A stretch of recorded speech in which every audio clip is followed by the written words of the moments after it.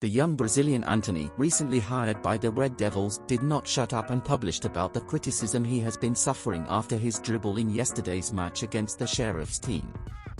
And before we take a look at the words of the Brazilian striker, I ask that you who support the Red Devils sign up on the channel to stay on top of everything that happens in Manchester United.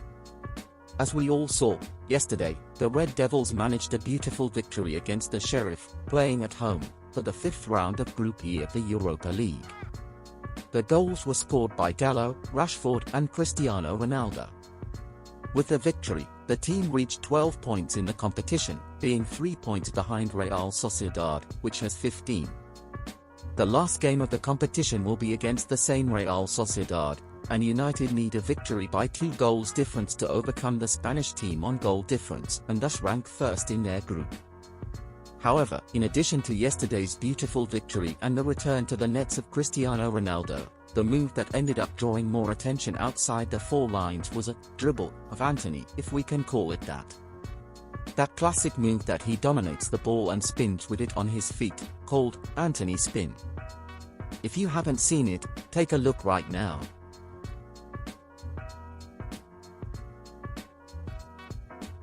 However, the summer signing did not do it to try and get past his man. Indeed, he was several yards away from any Sheriff player. Due to the fact that it was an unnecessary move at that moment of the match, without objectivity, and because he missed the pass to Casemiro, the local media is very critical of the Brazilians' play.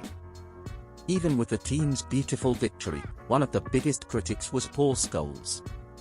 Take a look at his words. Look at that. That sums it up. What's he thinking of? He's not beating a man, he's not entertaining anybody, it's 0-0. Then he kicks the ball out. That's the way he plays, I've seen him do it many times for Ajax as well. That's just the way he is, but I think he needs that knocking out of him. Fellow pundit Owen Hargreaves added, if you're gonna do it, the final pass has to be good. That's just how it is a little bit now. At 0-0 you don't really do that. You don't even do that when you're 3-0 up, you've got to show respect for the other team. Players want to show their skills, but there needs to be function with it. There wasn't there, and when you kick it out, I don't think that helps either. The skill proved costly for Antony as he was substituted by Ten Hag at half-time. Marcus Rashford came on in his place and doubled Man United's lead by scoring in the 65th minute.